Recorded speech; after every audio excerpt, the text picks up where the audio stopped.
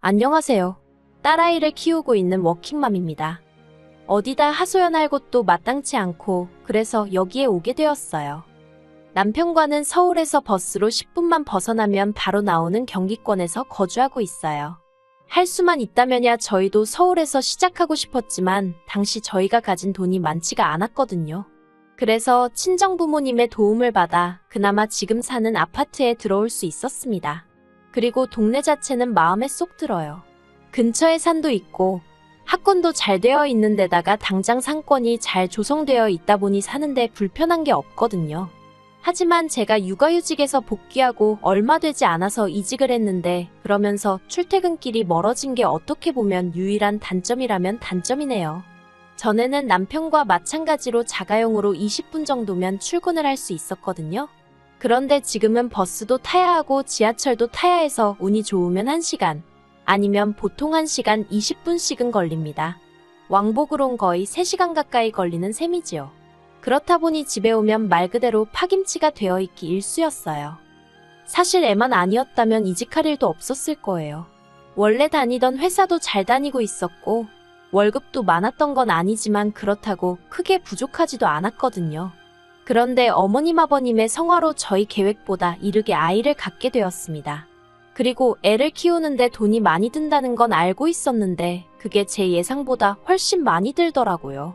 게다가 엄마 마음이란 게 제 자식이 남한테 치이는 꼴을 보고만 있을 순 없잖아요. 정말이지. 뭐라도 해줄 수만 있다면 더 해주고 싶고 그렇잖아요. 저도 별반 다르지 않았지요.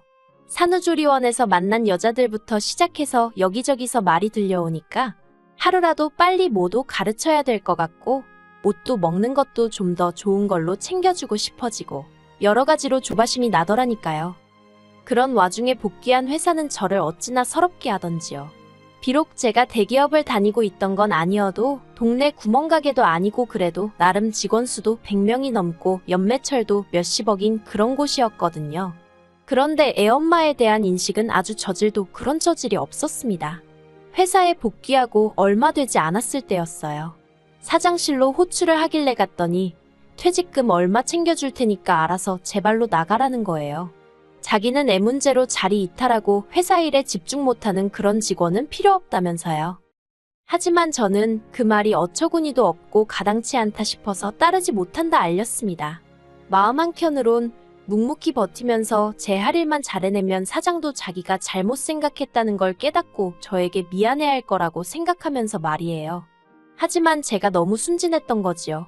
어떻게든 열심히 해보려는 저에게 예전과 다른 업무를 배정해준다던가 혼자 지하에 있는 사무실에서 일을 하게 한다거나 정말이지 정신적으로 너무 힘들게 하더라니까요. 그러다 그런 상황 속에서 다른 회사로부터 스카웃 제의를 받게 되었는데 바로 제가 지금 다니고 있는 회사입니다. 회사가 먼 게 마음에 걸리긴 했지만 이직을 안 한다고 해서 얼마나 버틸 수 있을지도 확신할 수 없었고 어쨌든 제가 먼저 지원한 게 아니라 오퍼라 그런지 연봉 조건도 좋았어요. 그러니 저로선 거절할 처지가 못 되었지요. 하지만 이 소식을 들은 어머님께서 애엄마가 돼가지고 밖으로 도내만의 말씀이 많으시대요.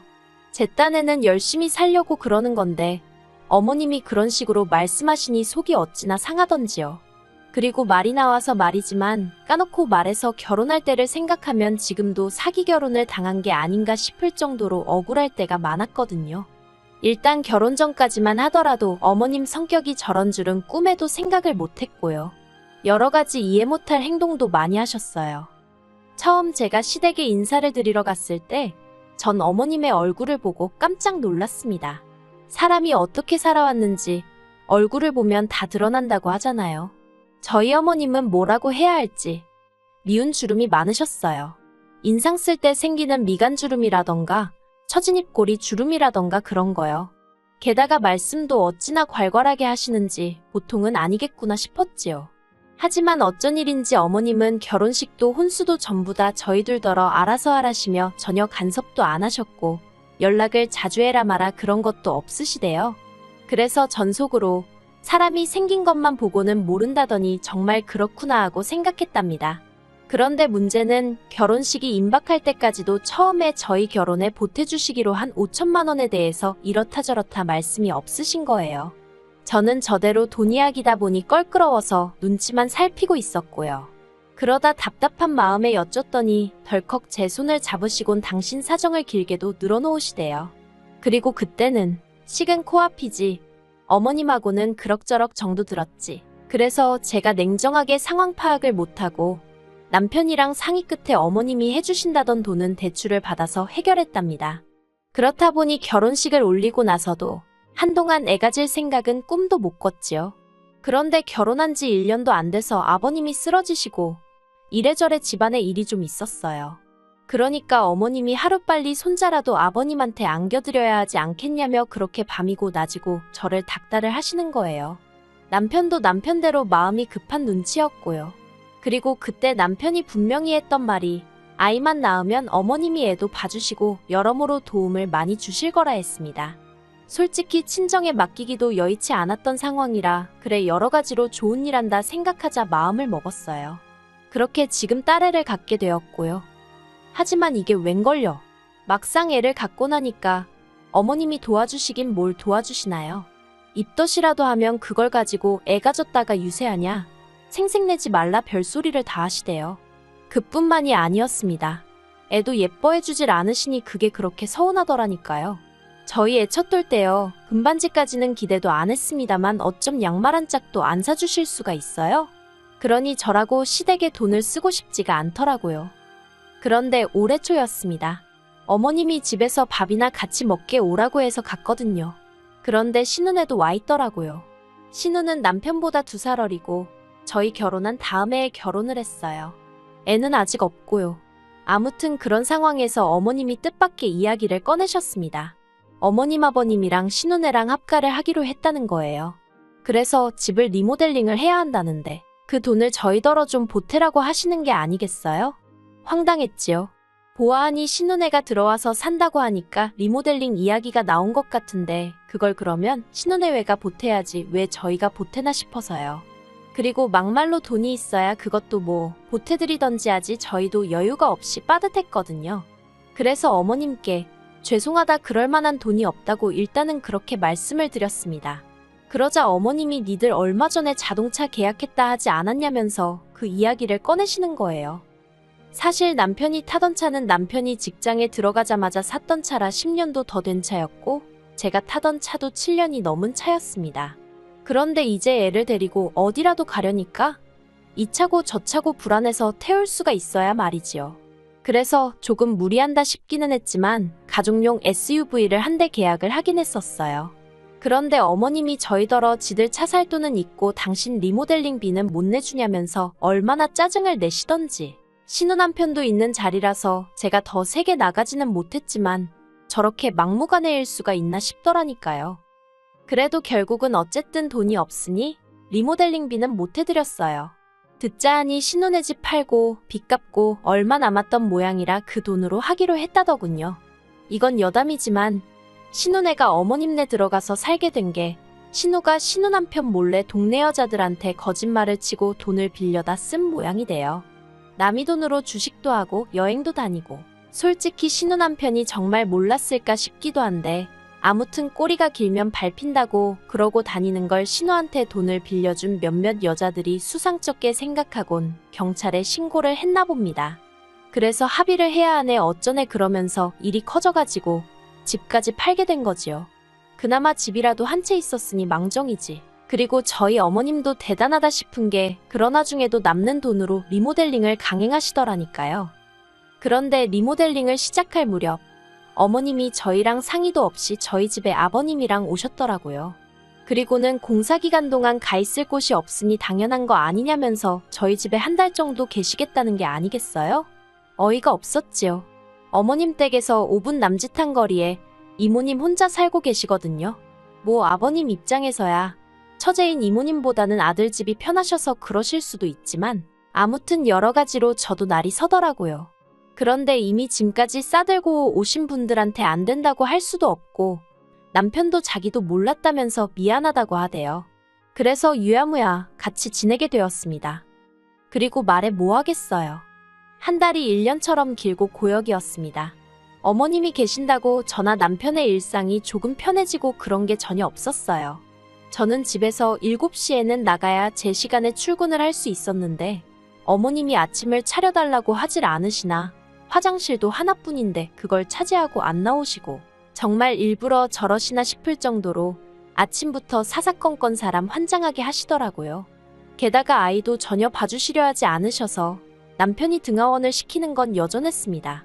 그래도 남편은 자기 부모님이라 그런지 어떻게든 이해하려 하는 눈치였지만 막말로 저는 피 한 방울 안 섞인 남이었으니 불편할수록 싫은 마음이 극에 달하더라니까요.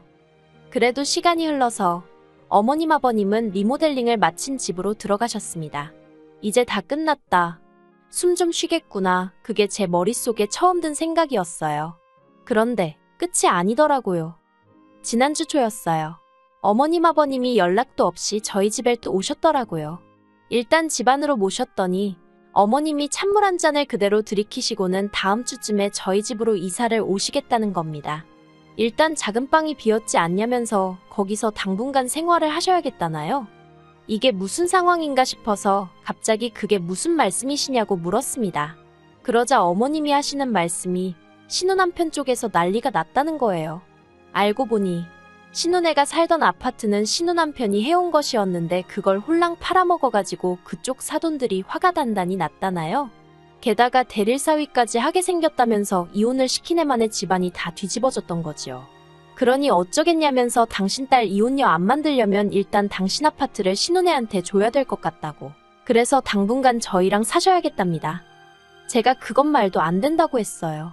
신우가 사고를 쳐서 이 사단이 난 건데 왜 제가 피해를 봐야 하냐고요. 그러자 어머님께선 저더러 시부모랑 사는 게 피해를 보는 거냐면서 제 말꼬리를 잡고 늘어지셨습니다.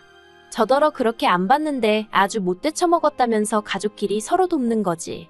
너는 그런 것도 안 배웠냐고요. 저라고 할 말이 없었겠어요? 어머님은 저희 뭐 도와주셨냐고 물었습니다. 하다못해 저희 집에 계시는 동안 저희의 등하원 한 번 안 해주시고 애 옷 한 번 갈아입혀 주신 적 없지 않냐고요. 그렇다고 뭐 살림을 도와주셨어요. 반찬 하나를 해주셨어요. 계시는 동안 상전 노릇만 제대로 하고 가셨잖아요. 그런데 어떤 며느리가 좋다고 합가를 한다 들겠냐고 아주 생각나는 대로 막 따지고 들었네요. 그러자 옆에 있던 남편이 말이 너무 심한 거 아니냐며 저를 막더라고요. 솔직히 남편이라도 확실히 제 편을 들어줬다면 제가 그래도 화가 그렇게까지 나진 않았을 것 같아요. 그런데 남편이 저를 가로막는 순간 왜 시쳇말로 눈 돌아간다고 하잖아요. 제가 딱 그랬습니다. 남편더러 그러면 당신 혼자서 모시고 살든 말든 알아서 하라고요. 사위나 그쪽 사돈은 무섭고 나는 뭐 밟으면 찍소리도 못하고 납작 엎드릴 줄 알았냐고 내가 호구냐고 소리를 질렀지요. 그리고는 남편더러 당장 이 집 부동산에 내놓을 거라 했습니다. 아파트 계약 당시 대출을 제 이름으로 받으면서 명의도 제 이름으로 했는데 어휴 지금도 그때를 생각하면 천만 다행이다 싶어요. 아무튼 이후로도 남편은 계속해서 저더러 말을 가려서 하라면서 어쩌고저쩌고 아주 난리도 아니대요. 결국 듣다 못한 제가 먼저 이혼하자는 초강수를 뒀습니다. 그러자 남편이 콧방귀를 뀌더라고요. 그리고는 한다는 소리가 그럼 저더러 애는 못 보고 살 줄 알라는 거예요. 시부모 모시기 싫어서 이혼하겠다 나서는 주제에 설마 애 욕심을 낼 건 아니지 그러면서 저더러 며느리로서 자격도 없고 엄마로서도 자격도 없다나요? 그래서 그러라 했습니다. 솔직히 정말로 애를 안 보고 살 자신은 없었지만 평소에 제가 딸이라면 사족을 못 쓰는 걸 아는 남편이었으니 딸을 빌미로 저를 겁주려는 거였거든요. 그리고 제가 보인 뜻밖의 반응에 아니나 다를까 남편이 꽤나 당황한 눈치였습니다. 저는 남편에게 양육권이고 친권이고 당신이 다 가지고 어머님 아버님 잘 모시고 자식 노릇하며 살라 했어요. 나는 대신 이 집만 있으면 된다고요. 그러자 어머님도 이게 아닌데 싶으셨는지 한 발 물러나시면서 딸이고 아들이고 다 이혼하게 생겼다며 나오지도 않는 눈물을 쥐어짜시더라니까요. 저는 남편에게 어머님과 나 둘 중 하나를 선택해라 그런 소리는 안 하겠다 했습니다. 대신 어머님을 바라보고는 어머님께 신혼애한테 생긴 문제는 그쪽에서 알아서 해결하게 하시고 어머님은 어머님 집이나 잘 지키시라 했어요. 그렇게 하셔야 어머님 아들도 잘 살 수 있는 거라면서 아들 며느리가 호구가 아니라는 것 좀 알아달라 했지요.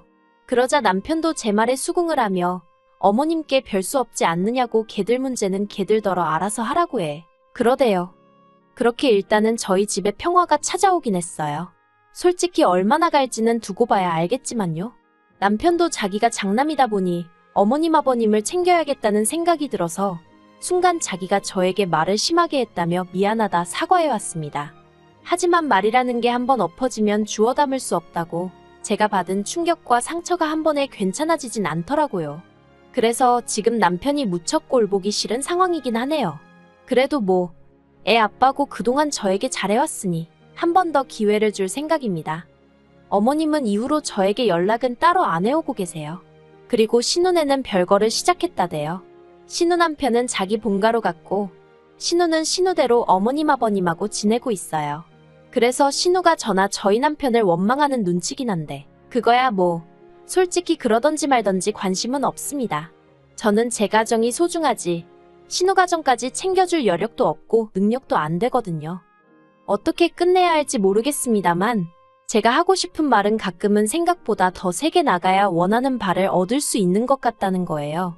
앞으로도 어머님의 억지에 휘둘리지 않고 제 가정을 지키며 살아가 보겠습니다.